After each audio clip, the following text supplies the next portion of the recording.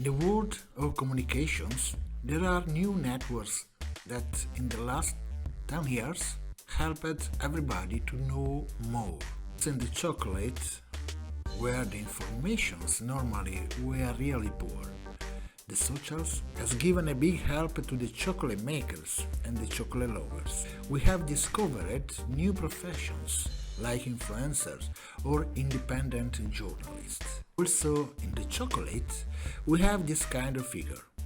One of the most famous is the chocolate journalist, the Italian Sharon Terenzi, that is the guest of this episode. So, we wish you a good time with us. Enjoy. Hello guys, welcome back for this episode. We have a journalist, an influencer. We have Sharon Terenzi. I think that all the people of the chocolate of the Pinto bar world could know this wonderful girl. And here we have Sharon. Hello, Hello. Sharon. Hi guys, so nice to talking to you and be your guest. I'm so honored and can't wait to talk all things chocolate and cacao with you. Yeah, Sharon is Italian, but she speaks very well English. So don't assimilate my English with Don't compare. Oh, We don't can okay. compare compare. with her. But anyway, we go on. Sharon, to all the guests that we have in our podcast, the first question is to present yourself. So please, here we are. Yeah, gladly. So, hi everybody. Hi to everybody who's listening to this podcast. My name is Sharon Terenzi, and of course, I'm Italian, as you can tell by the accent. I live in a small town near Florence, and I've been working in the chocolate industry for the past 6 years now. I have a website called thechocolatejournalist.com where I like to write about the latest trends and news about the chocolate world. I'm especially passionate about craft bean to butt chocolate, like that quality over quantity concept. I'm a big advocate of that. I also consult cacao and chocolate companies for social media. That is another big passion of mine. And I also write freelance for, specialty magazines, pastry magazines, or travel guides. So basically, my day is just staying at home in front of my computer, me, the computer, and the chocolate. And once in a while, I travel to chocolate festivals or conferences or events, and those are like the most exciting parts of Uh, my life. how did you build your knowledge about chocolate, about and your experience? Because, for example, us as a chocolate machine chocolate makers, we are just getting in touch with the chocolate makers, sharing their experience, their knowledge, our experience. So we grew our experience and knowledge through the machines. What about you? So I've always been really passionate about ingredients list because when I was a kid, I was like a chubby kid. So I was always on a diet and I had to check all the ingredients and really make sure, that the ingredients were fine, that I would research the brands. And, I've always been attentive to research companies and ingredients. And actually, chocolate found me instead of me finding chocolate because I was working at in New York for an Italian food company. They were importing all kinds of goods from Italy, from prosciutto, mozzarella, jams, all those kind of things. And I was so frustrated with the job, with the office job. I totally hated it. That I would always go to the store where there was this huge table with a lot of Italian chocolate. At that time, there was the Bond. I don't know if you remember. I don't think the Bond. Yeah, Yeah, yeah, yeah. yeah. We know him. Yeah. Yeah. So it was like All the 2000. month. Yeah. It was like We, 2013, Mhm. I think. Plus, they had Guido Govino. I don't know if some do more already, but anyway, so I was totally hating the office job, and I would always go to the store just munching on the chocolate endlessly just to cope with the frustration. But then I actually started to turn the chocolate bars and to read the ingredients, to research the companies, because I was dealing with the restaurants in Manhattan. So I also had to sell that stuff. So, Yeah. the more I knew, the better. Okay. So I actually ordered my first books on Amazon. That's actually the very first way I try to learn about chocolate. Like the true history of chocolate, chocolate wars. So at that time there weren't many chocolate books. I think like 3 or 4. Now there are, Yeah. dozens. Plenty. Yeah. Yeah, exactly. But at that time, it was like 3 choices, and that's all you get. And then some Google search. So I remember starting with the books and researching the companies, the brands that we were selling. And I became, I think, like the chocolate expert of the office in a couple of months. I didn't know anything about any other product. Like I didn't care about olive And the oil. first meetings with the chocolate makers, Say it again. the first meetings you had with the chocolate maker, this was during these years in New York, or Yeah, so after I bought the books, I decided to actually collect all my knowledge in the website, thechocolatejournalist.com, and I would go to the chocolate stores in New York. There were both like fine specialty store and also chocolate factories. I remember going to Mass Brothers. It was probably like the first or the second one store that I went to. I didn't do the whole chocolate factory tour. Probably they didn't have them at the time, or they didn't have a chocolate factory yet. I don't know. But so I think the first chocolate makers that I met were probably Cacao Prieto in Brooklyn and Yeah. Rapa too. So Right. yeah, those were the very first encounters. And then there was the Fine Chocolate Industry Association conference in New York, together with the Fancy Food Show. So I would also go to those events during the summer to meet with people and to say, hello, I am nobody, but I just really like so can you tell us? I know that it's not fair, okay, but can you tell us which is your favorite chocolate? And if there's some favorite brand, can you tell us? Ooh, so many to choose from. Oh, So let's see. First, my favorite kind of chocolate is dark chocolate. I have nothing against milk and white. Like people can do whatever they want, Me but too. But well, white. Well, let's talk about it. Okay, white. There is no cocoa in white. Okay, let's what say. is the most controversial if you want to have like a 3 hour conversation with somebody? Milk is in the middle, and like to me, dark is like it's really the quintessence of cacao. It's really yeah. where the cacao is the protagonist, and it really gives you that journey of flavors that like you close your eyes and you're transported to other places. While to it sometimes it can happen in milk chocolate too, but dark is like the best. I don't like too dark. Like 100% is a little bit too intense for me. I mean, it's fun to see how without sugar makers play with texture and with what kind of origin they choose. But for me, it's a good old 70% is always going to Okay. be. Let's say you cannot tell about the brand you prefer. Can you tell just maybe the part of the world where there is the highest concentration of the Oh no, but greatest chocolate? I can totally tell you about the brands too. Like Okay, I'm not shy about. please. I think the bar that is really like in my heart because it was one of the first bars that I tried, and then I met the owners, and but it was just more for the bars. It was like the 70% Pura Cacao Suyo, probably Mhm. one of the bars that won most awards in the Yeah. in the history of craft Pinto bar chocolate. But it's just those exotic mango and passion fruit tastes notes that I'm like, they're always stuck in my heart. So I think the guy that would actually show up with that bar might be my husband, because if somebody gives me that, I'm like, take my heart, my soul, and Okay, we will forward your message to Yeah. one of the two He guys. is yes, a Yeah, good friend of yeah. ours. I'll give He's you the also address. our and his name is like mine. Is Yeah, Humberto. yeah, yeah.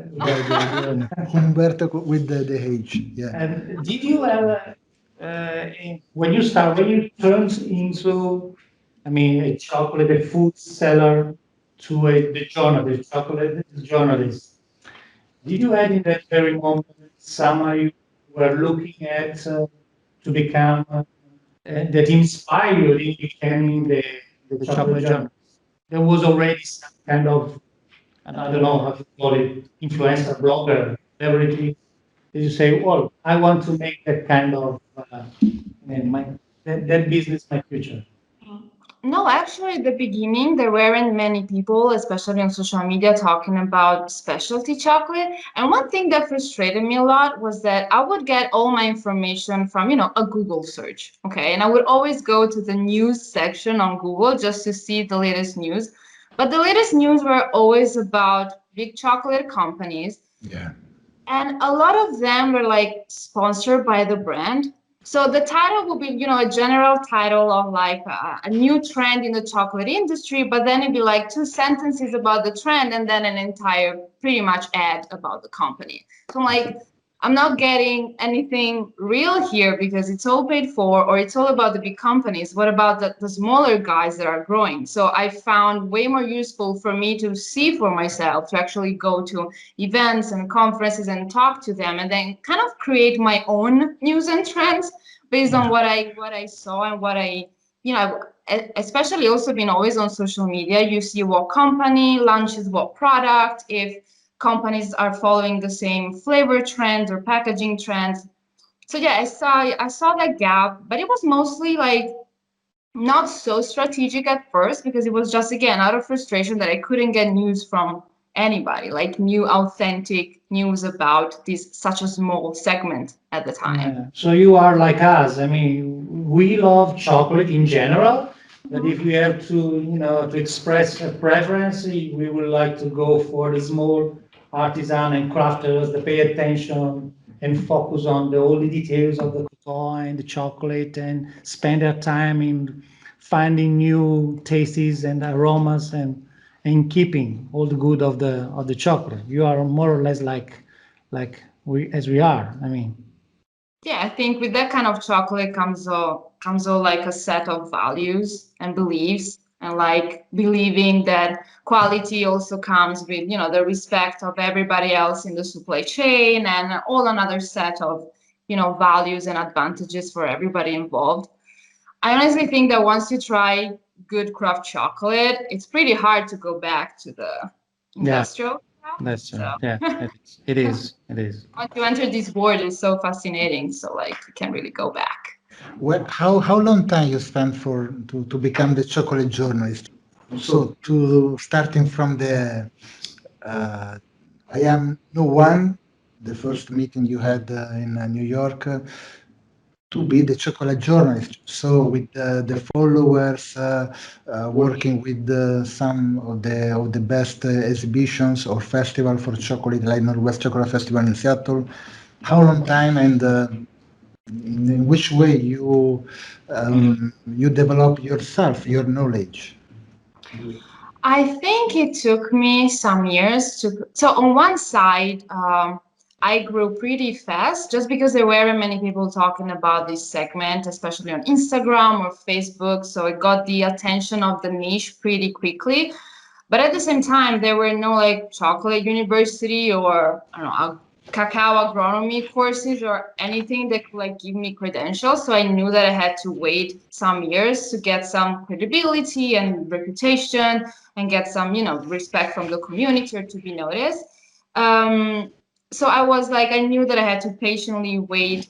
For example, my first jobs as a social media manager of festivals or cacao producer came after 2, 3 years, just because I had to prove that I could write, that I knew how to do social media, that I knew what I was talking about. So even just for companies to say, okay, I hire you because you know about chocolate, I had to prove that knowledge. So I would say in like 2015, 2016 is when things started to, take off and this kind of job like consulting and freelance writing really became my full-time job. Although I knew since the beginning that I wanted to monetize my work. I remember one night, one of those like nights at 2 a.m. They're like, what am I doing with my life? What do I want to do? Like, I don't think I want to have a boss. I want to work for myself and like waking up every morning and being totally enthusiastic about what I'm doing. So I promised myself that like chocolate one day will pay my bills. That took some time, some years, but it's Great, finally. great. And what is the most amazing thing that you have seen in the chocolate world during your experience? That is a good question, isn't it? Come on. I really want to tell you about this because it's such a heartwarming experience. So in 2018, I was at the Northwest Chocolate Festival. For those who don't know it, it's like probably one of the biggest chocolate festivals that really wants to highlight craft chocolate in the US.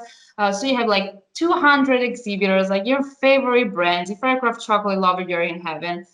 So I was there, super happy, and I remember stopping at the Zotter booth. Zotter, you know it. For those who don't know it, is like one of the most creative Pinto bar makers in Europe or probably in the world. They have so many chocolates, so many different flavors and hazardous combinations. So I was there, just chatting with the ladies there. I knew them at the time, and while we were there, we saw approaching a woman with her kids. She looked like a tough woman. Like she was like, she was like bringing the kids around, and she was like not pissed off, but like you could tell that she was a tough woman. She came to the booth. I was there by chance, so I just saw the scene. She was like, "Do you have any raspberry bars? Not even a hi, hello. Do you have any raspberry bars?" And kind of intimidating, okay? Um, and the wonderful ladies at the Zotter booth say, we have this raspberry bar. And so she was like, "Can I try it?" And like, of course, here. She took a piece, she put it in her mouth. She started crying like a baby. Oh, wow. Ooh. Tears down her, and she could not speak. The kids were like, "Mom, we've never seen you cry in like 13 years." She could not speak. We were like, I was like this. The Zotter ladies were like what? The kids were looking at her. What's happening? It took her 2 to 3 minutes to being able to back to speak. And she was like, "Oh my God, this reminds me of when my mother and my grandmother used to make raspberry jam at home with the raspberry picked from a field next to our house. And as a 6-year-old kid, I would be there, going or jumping around and tasting the raspberry here and there." And we all started crying, of course. Sad. And she ordered, like, she took 10. She was like, "Give me 10 of those. Actually make 12." She took like a bunch of that. And there was like this tiny thing that is chocolate could melt the most, tough woman, and just melt her like, again, a piece of chocolate. I was like, that's what craft chocolate is about. Because when you put quality, when you put effort and love, it shows, it's transmitted. Because if Zotter didn't decide to put the most authentic raspberry flavor in there and didn't care about all the ingredients, she wouldn't have experienced that authenticity in her palate. Every time I think about a chocolate maker, any chocolate maker, the first word that comes to my mind is passion, always. And I You think can that take is it. Yeah, please. Yes, so that was like this, that will always stay like one of my most favorite memories of chocolate ever.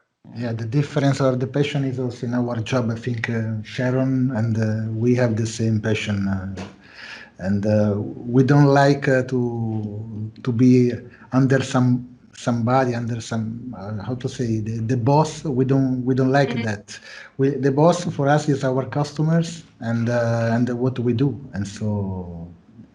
And also for the chocolate makers, I think that they have the same way to work, to wake up in the morning. They want to do some experiments, some trials, some mistakes also. But and this is, and when you go with the big companies, you have only numbers, you have only the margin, you have only marketing, and so this is in our little position. We want also to push this podcast in this way, to try to give more power, more Enthusiasm. enthusiasm to the chocolate made from the artisans. That also in Italy now, at the end, they are coming. Eventually. But Eventually. anyway, what is the worst thing that you have seen in the chocolate? So the second question is the bad Yes. thing you see. The worst thing. So Amsterdam, Port of Amsterdam. And in There Amsterdam, was, there is also the best exhibition for chocolate makers, In Europe. You were there for this, I think.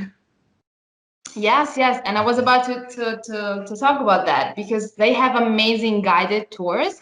They Yeah. have 2 days of the festival, as we all know, and 3 days prior is all dedicated to professionals. And then they bring you around these amazing tours of like chocolate factories. And one of the tour is the warehouse in Amsterdam. Yeah. And there I saw, when you deal with craft chocolate makers, you of course you've seen that. You're used to those, 50 kilo bags, super clean, super tidy. They could be in a display for how clean they are. No dust on them, like super clean. Like, and you're used to chocolate makers sorting them by hand. This is flat. Let me put it away. At the port of Amsterdam, I saw tons and tons of cocoa beans just laying there on the floor, like 10 meters high, like a super big mountain of molded, dusty cacao beans. I was like, oh, yeah, this is for Cargill. Oh, yeah, that makes a lot of sense. Like so, like to see the comparison between the tidy 50 kilo bag like of chocolate makers picking the right beans and that big mass of like molded smelly beans that of course nobody is going to hand pick to make chocolate. It's just over roast everything anyway. So I was like, oh my god. And then I posted about it, and between us, I got some crap because of course like it was a guided tour, so I was not like supposed to talk, but it wasn't talking bad about anybody. It was just like Yeah. that's mass produced chocolate. They're Yeah. like big quantities, big protocols that just over roast everything. They put additives so that you cannot even guess that they started with Mhm. moldy, smelly beans. Yeah. That was like so. In fact, I posted about it, and it was like one of the most successful posts because people were not expecting that. I'm Yeah. like, Mm. see the I, I, difference, 50 kilo I bags tell and like I molded tell beef. you a little history about this. I went in Sumatra 2 years ago, and I helped a family. This family is one of the first uh, company family that export the cocoa beans from Sumatra, from Indonesia, and they showed me the factory that I have made, so they were proud, and me too. And then they bring me near in a mountain where they Mhm. have a big building, big factory with all tons and tons of beans. And the daughter say to me, "I am afraid because you are Italian, and also Sharon Terenzi is Italian." And I say, "What? What is the problem?" And she told me this history. You posted that you were a little. Oh my. And so I said no, but I think you have not understand well what Sharon was writing. But sure, I know the flavors. We want to call it in this way the flavor of the The smell. fermented cocoa beans. And so yeah, I have just been in a lot of other places like this, in Ghana, in Domingo, in Santo Domingo, everywhere in Thailand, and so there is no problem. We can go. But you were famous also in In Sumatra. Sumatra. Yeah, for all the good reasons I see. We invited you. You were with us, and we enjoyed. I think we enjoyed the classes. I hope that you enjoyed it too. Oh, so much. What do you know about the process, and which are the parts of the process that you like the most? I mean, that you think is exactly the point where a small chocolate maker can put his own fingerprint on the food Hmm. chocolate. So let's see.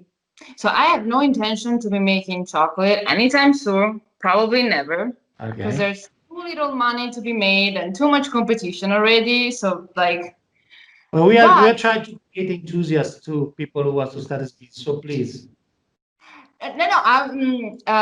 Yes, making chocolate is amazing. I mean, definitely more chocolate, but That people is that good. are capable, I can even make a decent cup of hot chocolate. So I would not recommend anybody to encourage me to start making chocolate. That's what I wanted to say. Okay. For, but I've always been passionate about like the nerdy details of chocolate and cacao, like agronomy and biology to machines. And I've always wanted to know a lot about machines, but fun fact, the first years I could not remember the order of the machines. Like if the winnowing machine came before the roasting or conching came before, I had to like revise them once a week to see. That's why I think like having a hands-on experience, like when I came to your course, it was amazing to like to have those concepts in my mind and to also really, even if I don't have any intention to make chocolate, like the more you know behind the product that you say you're passionate about, the better. Especially you see how difficult it is, how easy it is to screw up. If you change, we made a lot of experiments, like the Yeah. same cocoa beans at different roasting times, but different timing, and the result was completely different. So it's like you really understand and you really appreciate chocolate makers, their patience, their Yeah. knowledge. So I Passionate. exactly. And so I can say I know a lot because again, a chocolate maker that has his hands on the chocolate all Yeah. day definitely knows more. But I'm really interested about all these details, and I visited chocolate factories both in Italy and around the world, and I like to see both small scale and large scale just to understand. I was so amazed that like when you go to a small chocolate factory, you can actually see the chocolate. When you go to big producer, it's all pipelines and like Yeah. big containers. Like you never get to see the chocolate. So it's good knowledge to see how things are done Mm. differently. And there's always something new to learn and to improve. So Yeah, the chocolate has some rules. You can do some experiments, but you have to respect these rules. And sometimes some chocolate maker could lose this, but at the end they have to come back to follow the right street. Back to the Bintu bar. When I started with the first Bintu bar, it was 2011, and everywhere there was only industrial chocolate. Now it is different. Now there is more competition. When you talk to the people that read something about chocolate, you have not to explain so much about the Pinto bar. They just know something, and this is very positive for this movement. Uh, the, the, the question I want to say to you it is how the Pinto bar could improve in the next future. Because, I think a field where Bintubar has to improve is marketing and communication and social media. Because I see that the chocolate is already amazing. Okay, there's a learning curve where, you can really start making chocolate and then expect after 5 or 6 months to make something spectacular. But I think a lot of craft chocolate makers get wrapped up and paralyzed by production. Like they would spend weeks just tweaking the roasting temperature to get the tasting note out of the chocolate, probably nobody cares about. And instead, maybe they don't post on social media, they have really outdated website, that their packaging has been the same for years. So I think that it's time for the bean to bar movement to stop caring so much about production because I think now we have a lot of tools to learn and to learn fast. In fact, like the entry barriers to start selling mint bar chocolate is pretty low. Like, people know where to buy the machines, where to get their knowledge, and really start to focus more effort on the marketing side, on how to actually sell these amazing stuff. yeah, Because, some people don't like when whenever I talk about the importance of packaging, I always have people saying packaging is not important, it's the quality of the product. And, it doesn't matter if it's a good packaging or not. Actually, it's deceiving because it can be a great packaging with a bad chocolate inside. I'm like, yeah, that's That's true. That's fine. But you can have an amazing product that nobody's going to notice or is going to know that it's an amazing product just because you don't talk about it, you don't promote it well, you don't take pictures, the packaging is clean. So once you have a good enough product, start promoting it as good as you make. So I think I'm actually like among the tragedy of the coronavirus, and especially let's say even just from an economic standpoint, like stores shutting down and sales dropping. But one positive thing is that finally bean to bar makers had to put all their efforts online. So they actually started to update their website, be more on social media, try better strategies with their newsletters. So at least it brought some more awareness of the online world that is always there when the physical world crashes down.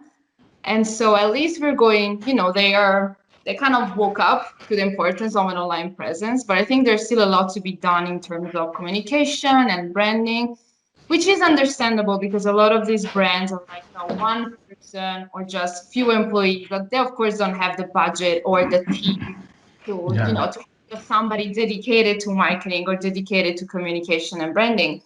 But at least find the time to take that pictures and post it online or make the user experience on their website better. So I think it's not the production side. I think we have enough knowledge and tools for the production side.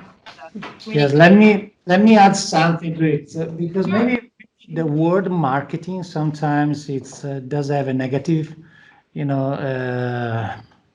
hidden meaning. So people are quite worried about, oh, marketing means lie.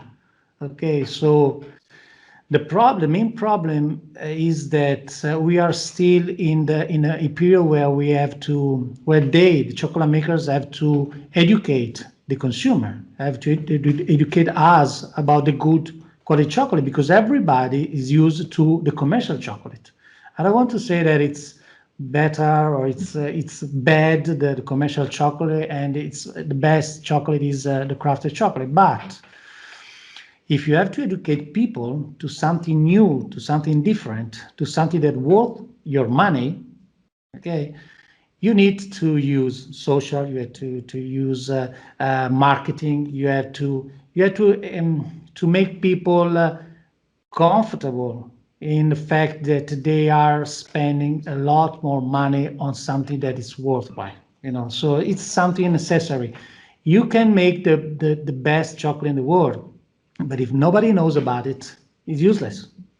So that's the point. It's not just the bad word marketing or something that hides something wrong. No, it's not like that. We need to make people. I have to explain to my son that chocolate is the good chocolate, and he has to get used to it more than a commercial chocolate. So you need those tools to educate people. Absolutely. It's not about trying to sell you something that it's not, but once you have an amazing product that you put so much effort in, present it at its best, especially since you're asking, more money than it's usually understood. So are you, going back to you, as a chocolate journalist, what are nowadays, avoiding talking about the virus, what is your nowadays dream? What's next in your future and your... For me is, my end goal is always to make consumers understand that chocolate should not be cheap. Other than even like everything I do, even just consulting companies to present their product their best or write about the difference between industrial chocolate and quality chocolate, always has one goal. My dream is really one day for people to look at a chocolate bar that costs $6 to $7 and say, yeah, that's a good price. That's a fair price. Like I think a lot of the problems in the chocolate industry comes from the fact that consumers expect chocolate to be incredibly cheap because we've been used to it, because Milton Hershey, because whatever the culprits.